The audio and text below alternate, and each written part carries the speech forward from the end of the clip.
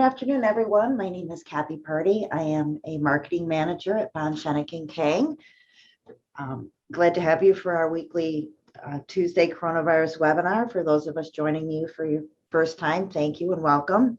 Just two housekeeping items before we get started. Please enter your questions through the Q&A box located at the bottom of your screen, and we will do our best to address those as time allows throughout the presentation. Once the webinar is ended, if you would take a brief moment to complete the survey, we would appreciate that. We share your comments and suggestions for future topics with our presenters. So to start today's program, I'm going to pass it off to Andy Bobrick. Thanks, Kathy. Great to be with you. So yes, don't adjust your screens. Pete Jones is not here. I can assure you Pete Jones is doing well. It's just reached that time where we got together collectively and decided to give Pete some time off from hosting this. In all reality, a lot of work went into it on his part, and certainly many others, including Kathy Purdy, who we have here. Pete worked tirelessly putting these together from day one, organizing the events and serving as the gracious and helpful host. He has certainly earned our further respect and appreciation for doing this over the last year. And I know it's been much appreciated on the end of our attendees too. So a hearty thanks to Pete. I'll be with you. Not sure if this is going to be kind of a Jeopardy thing where we're trying out different people here or there, but you got me today, and I'll do my best for you. Like before, please fire away with your questions. We'll do our best to review those during the course of our presentation. As you've heard us mention before, Bond has literally written the book now on labor employment law here in New York. We have worked with the New York State Bar Association to publish this book. I've already received several inquiries from clients who are interested in purchasing this book. It provides a great overview. As you know, there's a lot of laws that we need to be concerned about here in New York on the labor and employment side of things. This will be a helpful resource that you can keep on your bookshelf, hopefully to help you on a day-to-day basis. Embedded in the slides that you'll get after this webinar will be a link, and you see that right here, a link where you can actually make that purchase if you'd like. The other thing you've heard us talk about is some very exciting news that we've had here at Bond, and that's our combination with Putney Law Firm in New York City. For me, as a partner here and someone who's had my entire legal career with Bond, I can't think of another more exciting time that we've had here. This is great news for us. It's great news for our clients. It's great news for our firm. And I couldn't be more excited and happy to welcome Dan Murphy. I wanted Dan to come on and talk a little bit about Putney, a little bit about his practice and his colleagues' practice and the combination here with Bond. So Dan, thanks so much for being with us today. Thank you, Andy. I'm very pleased to be here, and I'm very pleased about the fact that the Putney lawyers have joined Bond. Putney is an old New York firm, started in 1866, and specialized in labor and employment law, representing management, trusts and estates, corporate litigation, and that was the limited practice that we had. And we were always a small firm, about 30 lawyers. And over the years, we've been pleased to represent many institutions, many famous universities and colleges, secondary schools, healthcare institutions, numerous hospitals, retailers, and manufacturers. And we've done the same kind of work that Bond has done so successfully for all these years. There's a natural combination between our firms. There are many friendships that go back for years in the management bar, and we've known each other very well. And we think that the fit is perfect. We have long admired Bond for its great practice and feel very gratified that the combination has happened effective April 1. We look forward to serving you and our continued clients with the same zeal that Bond has always served its clients. We're very excited about this. And I will tell you that in my first 5 days at Bond, I've participated in 2 Labor Department meetings, which have been enormously instructive. And I'm anticipating that today's webinar will be just as instructive and helpful. So we will be active, the Putney team will be active in joining these and look forward to a long and successful career with Bond. And I thank you all for your time. Dan, thanks so much for that. I share your enthusiasm and excitement and reiterate that we look forward to having our new partners, new associates, new counsel joining on these weekly webinars. It's great to have you. It really is. It's going to be a great thing for our firm. So thank you. Next up, Liz Layman is going to be presenting. Liz, how are you? Good to see you. Liz is going to talk a little bit about the PPP program, and I think had a good idea to try to come up with what are some of the things that you need to be thinking about right now? What should be on your to-do list? I know for me, I'm looking forward to hearing what Liz has to say and taking some notes here because there's a lot going on in that area, Liz. Liz, take it away. All right, thank you, Andy. Yeah, I gathered about 3 items that have been a recurring issue or just things that have been on the radar for our clients, and I wanted to share them with you. The first one is a kind of a softball. As many of you know, the PPP has been extended until the end of May. So if you still are determining whether you want a first or second draw loan, or if you are eligible, for instance, the expanded eligibility for nonprofits, now is the time to act. And there is still plenty of money to be dispersed. So things that should be on your radar and on your to-do list for eligibility is see if you fall in that per location exception. There is a little bit of ambiguity about what per location exactly means, but hopefully the SBA will issue guidance on that. Also, things that should be on your radar is regarding that I looked at the forgiveness application to make sure that this was actually indeed an accurate representation that you must satisfy, but you must certify that you have used all of your first draw PPP monies prior to the disbursement of your second draw PPP. So if that is not the case yet and you are looking for a second draw, that should be on your list of things to do. And also for gathering documentation for that reduction of revenue for the second draw PPP. So that's regarding the eligibility prong. Kathy, next slide, please.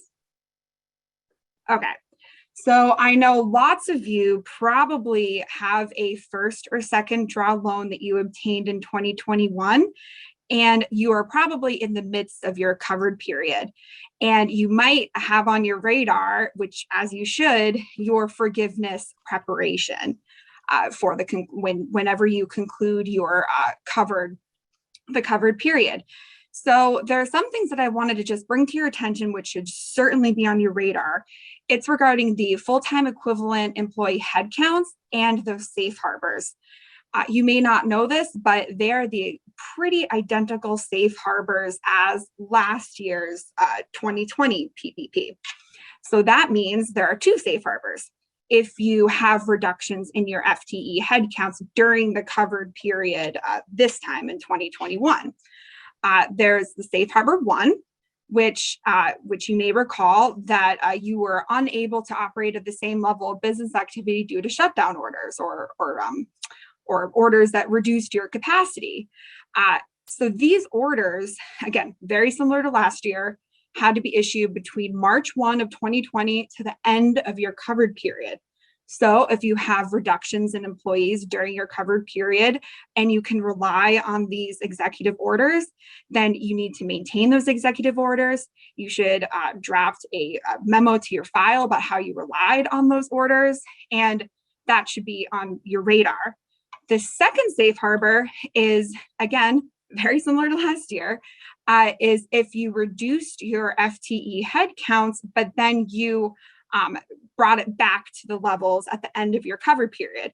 Here, again, it has to be at the levels of the pre-pandemic levels. So the February 15th, 2020 levels. If you did reduce your FTE headcounts during your covered period, but then you bring it back to the February 15, 2020 levels, then you have satisfied that second safe harbor. So if you have employees that are voluntarily leaving, make sure you document that. If you reduce your employees, but then if you lay off some employees, but then you offer reemployment and they reject that, document that. Documentation is key, and you should definitely be having this on your radar for forgiveness purposes during your covered period. Okay, next slide, please. Okay. So now it's tax season. I wanted to bring up a third point that a lot of clients have been bringing up, and you may not know this process or requirement, but it has to do with changes of ownership. Changes of ownership doesn't just mean you're selling or buying a business. It also means if you are transferring a specific amount of membership or of interest to an entity, to a different entity. So, in these circumstances, when there are specific changes of ownership, you not only need to notify your lender if you have a PPP, if you have an outstanding PPP, but you may also need SBA approval for that transfer. So the SBA defines the change of ownership as 20% or more of common stock or ownership interest sold or transferred.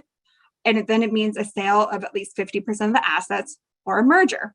So again, in all of these circumstances, you must notify your lender and provide the transaction documents. And then in some circumstances, for instance, if you still have an outstanding PPP loan, and if it's over, if you're transferring over 50%, there are certain steps you need to take, and you may need to obtain SBA approval, which could delay the process of your transfer. If you are contemplating a change in ownership in any capacity, you should reach out to your lender, reach out to your attorney, and figure out that, make sure that you are not in breach of any of your PPP provisions. So those are the three things that I think you should definitely be keeping on your radar if it's applicable to your company. If you have any questions, do not hesitate to reach out. And with that, Andy, I will hand it back to you. Liz, thank you so much for that. One question we got, if you have just a second, is maybe some confusion about do I have to use all of my PPP funds before I could apply for a second round? Maybe they're in an account somewhere.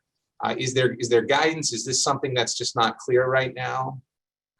Right. Yes. This is an ever-changing landscape, and this was on what I just pulled. That was on the forgiveness application, and so we're waiting on issued regulations. And if that would make an issue for forgiveness, the SBA should issue further guidance. So I guess just stay put. Stay tuned on that. Yeah, we'll stay report tuned. Back. Yes. All right. Great. Thank you. Thanks a lot, Liz. Appreciate it. All right. Next up, Teresa Rusnak. My pleasure to have Teresa here with us.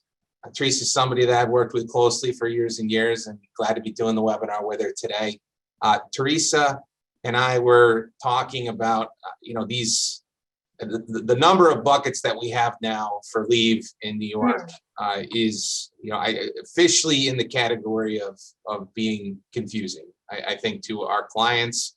And it is challenging to keep tabs on all these various scenarios. There's overlap.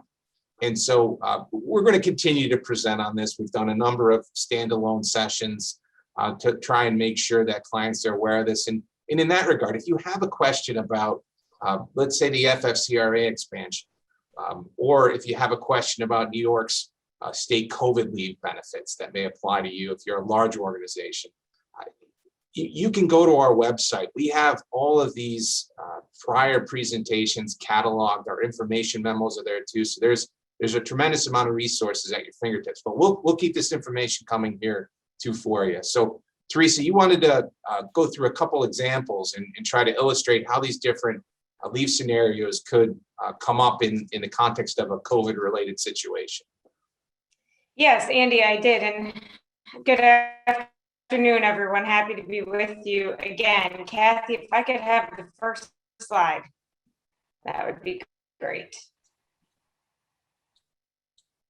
Oh, Perfect. So I just wanted to go through a couple of case studies, different questions that I'm used to getting and that I've been getting recently, kind of walk you through what I think of when a question like this comes in the door, and hopefully lead you to start thinking about these things proactively before this question arrives, and certainly after it does, the things that you got to be thinking about. So I'm going to start off with Rebecca, and she'll actually be my example for the first two slides with slightly altered facts. But for the first one, she works for a company with 120 other employees and learns on April 10th, 2021, that her son has been exposed to COVID-19 and placed on a quarantine period of 10 days.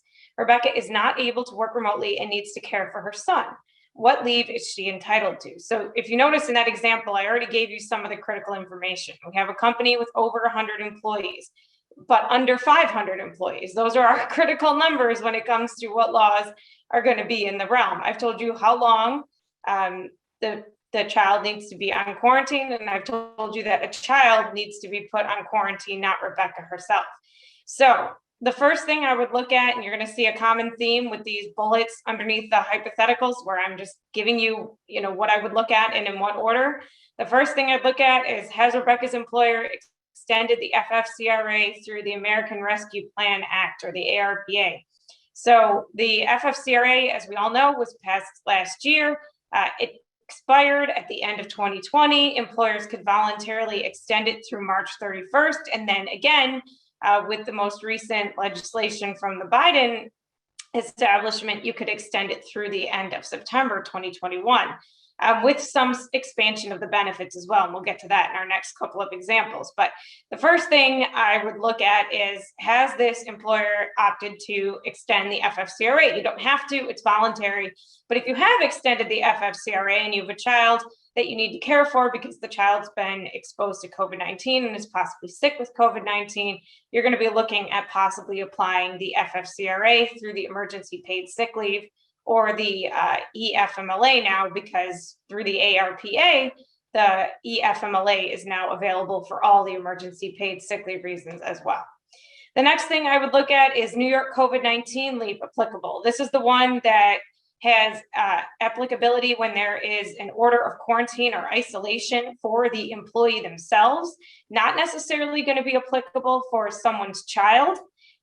Is paid family leave applicable? That's a different question. And I think the two can often get conflated, because part of the New York COVID-19 leave does have to do with paid family leave for employers with under 100 employees. So I deliberately made Rebecca work for a company with over 100 employees. So I could tell you that paid family leave has been extended to cover employees when their child is subject to an order of quarantine. There is a paid family leave form for that on the New York Department of Labor website. And then finally, what I would think about is, in addition to any of these potential statutory leaves, is there paid sick leave, PTO, any other type of leave that could supplement the leave payments from the statutory side of things? And in this case, paid sick leave could be taken by Rebecca to care for her son. That is an appropriate use of New York State paid sick leave. If the paid family leave benefit didn't get her to 100% of her wages, it could be used as a supplement. If FFCRA wasn't available and didn't pay her in the full amount, you could possibly use it as a supplement there, or as a way to receive payment. So those are some of the things I think about, off the bat when you have a situation like this. I'm trying to just lay out the different leave laws that might apply. Next slide, please.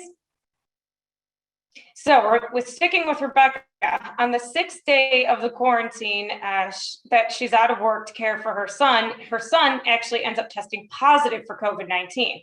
Rebecca has not been placed on a mandatory order of quarantine herself, but is seeking testing. So now she's been exposed to COVID-19, exposed to a positive test via her son. And so what leave now applies? And when the facts change, you do the analysis all over again. So now we have Rebecca being exposed to COVID-19. Does the FFCRA apply? If the employers extended it, sure, it probably would. Does the New York COVID-19 leave apply? Interesting question. Rebecca is not on a mandatory order of quarantine or isolation, which is how the statute itself is triggered in terms of the leave. If you go back to the New York COVID-19 leave statute, it only applies via the statutory language when there is an order of quarantine or isolation from a state or local health department. We don't have that in this case, but you'll see my sub-bullet there.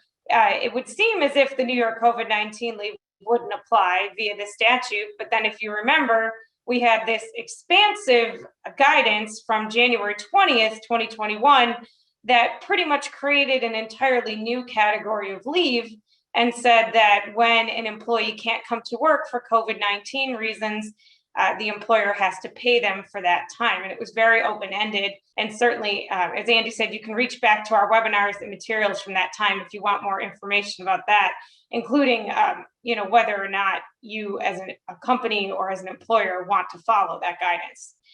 Then same question, does New York State paid sick leave apply? It would. This is a healthcare reason. New York State paid sick leave is very broad. Does this analysis change if Rebecca tests positive 2 days later? Again, if that ends up happening and our scenario changes, again, I take you through the 4 or 5 different categories of leave here. The positive test would probably subject her to a mandatory order of quarantine. And in that situation, there's no doubt that the New York COVID-19 leave would apply. Because her employer has over 100 employees, she would have to be paid for 10 days for the entire order of quarantine without taking any of that time from her paid sick leave or other accrued time. All right, next one, please. Okay, now we have Sam. Sam works for an employer with 60 other employees. He contracts COVID-19 and is subject to an order of quarantine. Sam cannot perform the requirements of his job remotely. What leave is available to him? Same questions. So it's under 500 employees. It's not a healthcare entity. So we're going to look at, does the FFCRA apply through the extension of the ARPA? So has Sam's employer decided to extend the FFCRA? If so, that is going to apply. That's one of the reasons that you can take FFCRA leave, being subject to an order of quarantine and having a positive COVID-19 test. Same thing with the New York COVID-19 leave. I wanted to include Sam because with an employer with under 100 employees, like Sam's employer, the New York COVID-19 leave is going to apply differently than it did to Rebecca. So the New York COVID-19 leave for Sam is going to be that he will get 5 days of paid leave, and then the duration of his order of quarantine, whatever time is left after those 5 paid days, will be eligible for a combined paid family leave, disability leave supplement to give him wage replacement for the rest of that order of quarantine period. If for some reason he doesn't get wage replacement or he needs more time after the order of quarantine ends, he's still sick, does the New York State paid sick leave apply? Yes, it would. This would be a reason that paid sick leave could apply. Do FMLA or PFL apply? Paid family leave would not, except for in the way I just described it. Under the New York COVID-19 leave, it was extended through that law in a narrow circumstance, but generally remember paid family leave does not apply to someone's own health condition.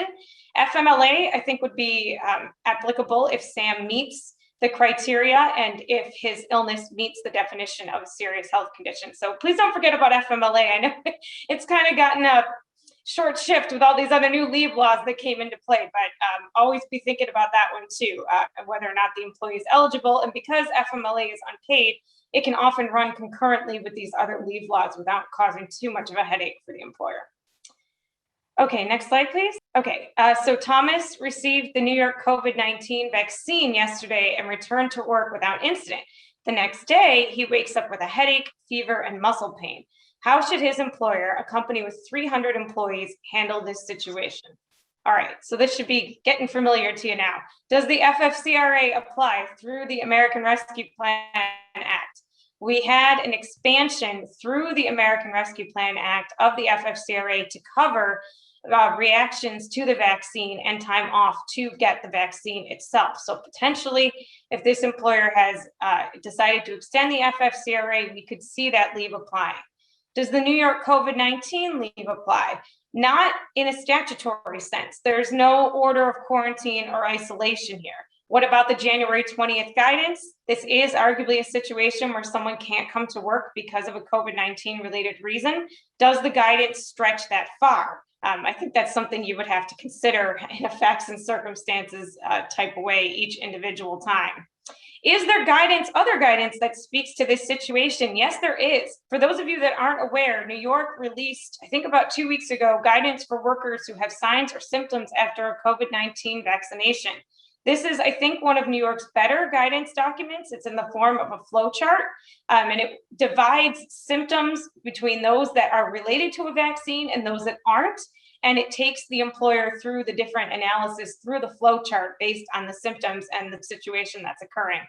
I actually think it's one of New York's better guidance documents. So if you haven't seen that, I encourage you to look it up, and I will post a link to it in the chat as soon as I'm done speaking. Do paid family leave and FMLA apply? Paid family leave isn't going to apply here. It's not available for his own health condition. Does FMLA apply? Potentially, if we meet the definition of serious health condition, if his symptoms continue to exacerbate and meet that level. And then does New York paid sick leave apply? Potentially, yes, it would, as a way for him to get payment. He's needing leave for medical reason, and the leave under New York paid sick leave is very broad and can be broadly applied. Okay, next slide. Yep, I think that was it for me. I was going to say, I don't think I had one more, but you never know. All right, thanks, Andy, and thank you all for your attention. I'll turn it back to you. All right, thanks, Teresa. So we're getting a lot of questions on this, and understandably, some desire to have this process. Is there some magic cheat sheet that's out there that streamlines this? And I think I can answer, but I'll give you my thoughts and you weigh in too. I think the answer is no, unfortunately, because it's going to depend on a number of variables that aren't going to be known in the abstract, including the particular facts and circumstances the employees leave. But it also depends on the size of the employer, as you noted, whether or not they participate in the extended FFCRA benefits. One thing I know we've done, though, is we can work with clients directly to provide them with a chart and to map out the different avenues that a case could take in your particular circumstances. I think of you, Teresa, somebody who would, this stuff so cold, you could map that out, I'm sure, without too much trouble, as long as you get the basic information. So if folks are interested in that, we can help you try to identify and create a flow chart of sorts that'll help you deal with those leave issues that might be helpful. The other thing too, Teresa, is just on that guidance from New York State. I know we've talked about this before. Is my understanding correct that in certain areas, the state seemed to be reaching farther than what the statute required by law? The statute talked about there having to be a quarantine order in place.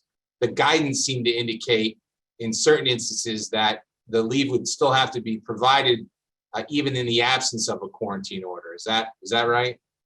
That's right. And I think if you cast your minds back to when we first talked about this, there was a substantial amount of debate about whether or not this would be challenged. It has been challenged. I'm not sure about the status of that case as we sit here. I don't think it's progressed to the level of a decision, but one of the reasons it was challenged is because it appeared that the Department of Labor had exceeded its authority by going far beyond the statute.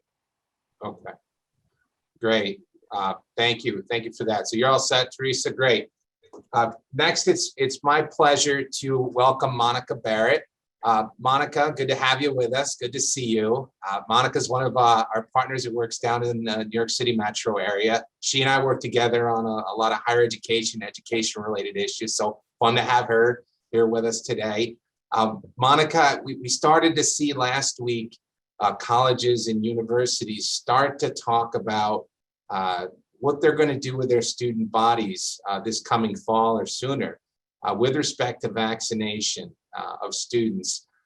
This is something I know we have a number of higher education clients who are attending these seminars. I know we have a number of clients with kids who are in college or going to be going to college, yours truly included. So I'm interested to hear about this issue and kind of what you're seeing and hearing on your end. But thanks for being here. Oh, thanks so much, Andy. And it's a pleasure to be here. And I wanted to start off, but I'm in my New York City office, so things are getting back into people are coming back into Midtown Manhattan.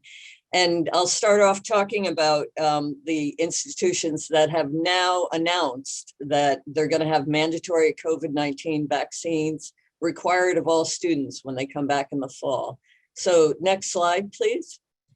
So Rutgers University was the first to announce on March 25th that they were going to require all students who come back in residence halls and for in-person classes to have the COVID-19 vaccination requirement. And then the other four, Cornell and Nova Southeastern, St. Edwards, and Fort Lewis. As of today, these five are requiring vaccinations. Some of the schools require it for faculty and staff as well, but Rutgers and Cornell, it's only for students. And there's a reason Rutgers came out first, and that is, I'll show you in the next slide, basically the state law in New Jersey. Next slide, please. The state law in New Jersey is very broad in terms of vaccination requirements for students. And first of all, for public universities, the Tort Claims Act in New Jersey, it provides tort immunity for public universities. In this particular situation, there is no liability for a public institution because of an injury resulting from the public institution's actions to protect public health. So that's a very good immunity given to public institutions there. And then, of course, as in most states, the education law in New Jersey requires certain vaccines for higher ed students, and that includes graduate students as well as undergraduate students. And here's where the broadest discretion is provided in the regulations that are applicable to the education law in New Jersey. And that basically gives broad discretion to schools like Rutgers to establish additional vaccine requirements over and above what's spelled out in the statute. And that's provided it's recommended by what's the Advisory Committee on Immunization Practices, ACIP, which is part of the CDC. And so essentially, all the colleges and universities in New Jersey have that ability to mandate the COVID-19 vaccine under the state law. Now, with regard to faculty and staff, it's being encouraged by Rutgers for faculty and staff to get the COVID vaccine. Rutgers has 23 labor unions. When I used to work at Rutgers, when I left there, they had 29 labor unions. 23 labor unions as a result of consolidations of different units. But of course, if you have labor unions and you want to try to require COVID-19 vaccine, you may have to negotiate with your union. And that's dependent on how strong your management rights clause is and other provisions of the collective bargaining agreement. Next slide, please. So now, Cornell obviously is not in New Jersey, but I'm going to talk briefly about Cornell came out with a mandate that all students who are going to be living on campus and attending in-person classes are required to have a vaccine. And Cornell, in their literature that they put out announcing the requirement, they discuss the strong public health issue crisis that we're in the midst of coming out of, hopefully. And they also discuss the extraordinary spread of the coronavirus on college campuses. They have required the vaccine and are treating it as similar to requirements of previous vaccines that are already in place at Cornell. And there is case law that I believe Cornell is relying on in terms of mandates for flu vaccines. And I put the citations for both cases. Garcia is a New York State case. It's Court of Appeals, the highest court, and that upheld the New York City Department of Health's requirement that any city regulated childcare center had to mandate flu vaccine for staff and children at the center. So that was upheld by the highest court in New York. And then the second case I cited here is when the University of California in fall 2020 mandated the annual flu vaccine for all faculty, staff, and students in the University of California system. And it came out as an executive order of the president of the University of California. That was challenged by an attempt for a preliminary injunction. And this is a lower court in California, lower court decision, which is fairly strong in its terms of going through the constitutional issues that were raised by some of the staff members at the University of California. And the court rejected their arguments and found that they were not likely to succeed on the merits of the case. And the court ruled that the University of California president likely had the power to mandate the flu vaccine. So those two cases are used similar analysis to mandate the COVID-19 vaccine for students. And then if next slide, please. Finally, I just wanted to talk about if you're, I think a lot of colleges and universities probably in the next few days, few weeks, will come out with a mandate of the COVID vaccine, at least for students. And the reasons are manifold in terms of, why now? Obviously, as of today, New York State opened up the vaccine eligibility to those 18 and over. So it is now widely available. And, I don't think we imagined that the vaccine would be so widely available today on April 6th, when we were back in November thinking the vaccine was just coming out. So it's widely available. And then all of the 5 colleges that I mentioned in the first slide have come out with a very strong information campaign. And if you look at Rutgers' website, if you look at Cornell's website, there's a lot of FAQs up there and a basic education campaign about the vaccine, the safety of the vaccine. It's obvious links to CDC websites about the vaccine, and also encouraging students to get it because you want to have your college experience, back to the normal, what used to be the normal college experience. So there's good education campaign along with that mandate.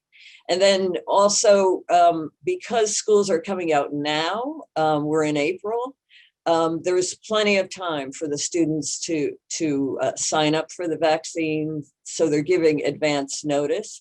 And also, finally, the medical and religious exemptions. All of the schools are providing that, which they, of course, they would have to, by law, provide that exemptions. Now, I also wanted to talk finally about vaccine hesitancy especially among people of color. And Cornell, on their website, they have very good information about vaccine hesitancy. And, in closing, I just wanted to mention the Tuskegee syphilis study.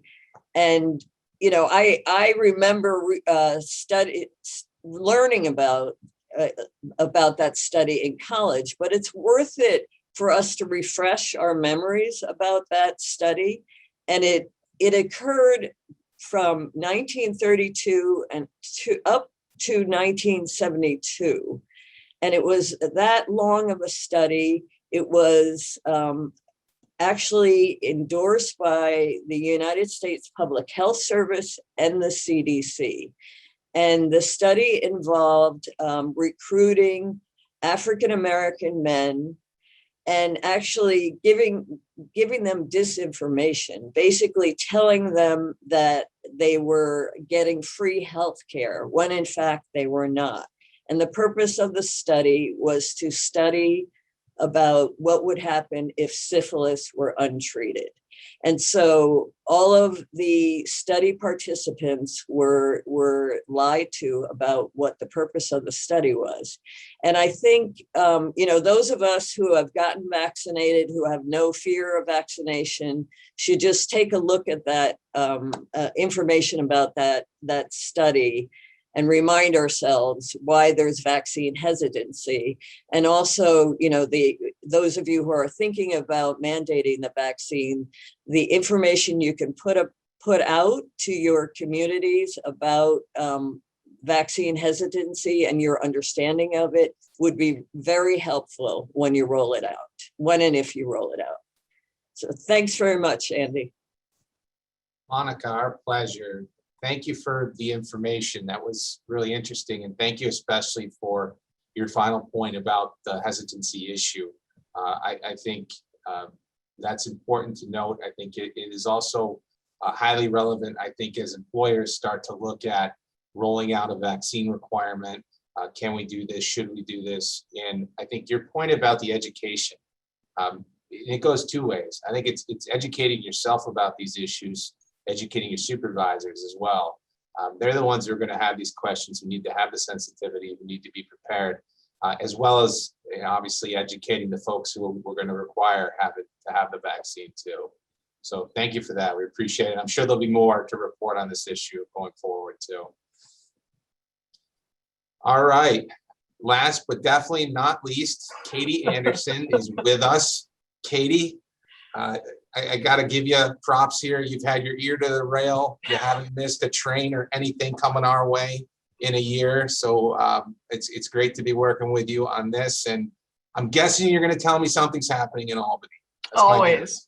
There's always too much happening, really, for my taste. But job security, again, I say it every week. There you go. So what's happening in New York?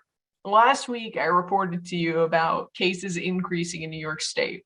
And if you look at this chart, we have good news. The cases are decreasing, but that's not the full picture. The full picture really is this next slide. This shows a map of hotspots in New York State right now. And we're seeing a very concerning increase in Western New York and Buffalo specifically. But, downstate, we continue to see high spread. I even know, I grew up in a very rural county, Shenango County, and the cases there have been the highest now that they've ever been. So the virus is still really spreading. And, we aren't testing every test that's going through. We're not diagnosing each one of those to see whether or not it's the variants. But presumably this increase in spread is caused by these highly transmissible variants. The positive news here, though, as always, is the vaccine rollout. This week on Saturday, we as a country, there were 4 million doses administered throughout the country. That's phenomenal news. It's great news. I'm very personally excited because as of today, my age group is eligible. And I was able to find an appointment for tomorrow. So, I'm thrilled. And I will soon be part of that percentage of people who've received their first shot, New Yorkers who have received their first shot. 21.6% of New Yorkers are fully vaccinated. Again, this is excellent news in terms of how are we going to be functioning, especially this summer. We're really starting to look at, if you look at this chart, every week I show it to you, and every week the graph shows that the numbers towards herd immunity are coming closer and closer. So June 15th, we're looking at 70% of Americans will have received their first dose. That's, great. And we are obviously looking towards the summer where what are we going to be doing? And I'm sure I'll have more to update for you on that in the future. What can we do? What can't we do? How are you going to plan your summer vacations? But we'll save that one for another day. Looking at the travel advisory, this does bleed into that. Travel advisory, we did officially get an updated guidance document from the state on April 1 about the changes to the travel advisory. Domestic quarantine is no longer required for domestic travel. But of course, there's always a complication. Last week, the CDC says that if you've been fully vaccinated, you no longer have to quarantine upon return from international travel. And international travelers who have been fully fully vaccinated do not need to quarantine upon entering the United States. The problem is New York hasn't updated its guidance document to say that. New York has said in this guidance document that they will be following the CDC guidance regarding international travel. But we've seen New York say in other instances that we are following the CDC guidance, but you have to wait until we update our guidance documents to say so. An example of that is the 6 foot to 3 foot distances in schools. New York has to still issue its own guidance about that to say that 3 feet of social distancing in schools is appropriate, where the CDC has already said that. That guidance, just as a side note, for those who are wondering, is speculated to be coming out this week. The governor's council said that it may be coming out today or tomorrow. So keep your eyes peeled for that if that is of concern for you. The thing that's keeping me up at night, the budget. The state budget still hasn't passed yet, but currently the Senate is going through the bills right now. The Assembly is also going through the bills right now. There's a good chance that they will be moving through committees and hopefully passing by at least some of them by the end of the day. The comptroller said that the absolute, cutoff date was by the end of the day today. If the budget isn't passed by the end of the day today, state workers, their paychecks will be disrupted. So that is obviously a big deal in a state that employs so many people in levels of state government. These are the thorniest issues facing the budget right now. The first one has been decided, and this one is set: increasing taxes on high income earners. These are minor. I say minor because it's less than a percentage point increase for a lot of these, to go to 9.65% for income earners for over $1 million, 10.3% for 5 million to 25 million, and then 10.9% for those making over $25 million. This is all annually. That increase, combined with the corporate tax rate increase going from 6%, 6.5% to 7.25%, are estimated to generate around $4.5 billion for the state. That money is to go towards the state's universal pre-K program that I will also briefly mention on the next slide. The thorniest issue right now is this excluded worker fund. If you've seen anything in the news about it, this excluded worker fund would provide $2.1 billion to people who haven't been able to receive financial assistance from the government throughout the COVID-19 pandemic. So that includes undocumented immigrants, people who the argument is they pay taxes, but they cannot be enrolled in unemployment insurance. This would provide them with money. That is controversial in a lot of places. It's controversial also because of its inclusion. This part may fall out, but this budget proposal would include money for people who are incarcerated as well. So this is really becoming a big inter-party fight between Democrats and Albany. It's getting very ugly. I am actually very glad that it's remote because I do not want to be in that room. Finally, you're looking at mobile sports betting. The downstate casino proposal appears to be out, but mobile sports betting, chances are, it looks like it's going to be in there. Looks like I am speaking the gambling lingo now too. Finally, other budget issues. And I just wanted to include this slide because it shows how many things the budget touches. The budget, increase has millions of dollars for roads. It has, universal pre-K for 4 days a week. It even decreases the minimum hunting age for big game from 14 years old to 12 years old. It touches everything that we do in this state. And I always like to bring that up because it's, this is such a secretive process, the budget is. And to see what comes out of it is always pretty surprising. This last point, the rental assistance program, this will be made to people who haven't been able to pay rent since March of 2020. It will give them their rent. They can apply to it, and it will also apply for the forward 3 months. So from April until 3 months in advance, July. So that is my very quick budget overview. I know we ran over, but thank you everybody for always tuning in. Oh, thanks a lot, Katie. That was great. Yeah, more to come on that, I'm sure too. Thanks to everybody. I know we got questions about COBRA. I know we got questions about the marijuana legislation. The program that we did put on yesterday on that, I think will be posted to our website in the relatively near future. If you need a copy of the slides, contact your bond attorney. And we'll cover those issues and some others next week. I look forward to seeing you all then. Thanks a lot.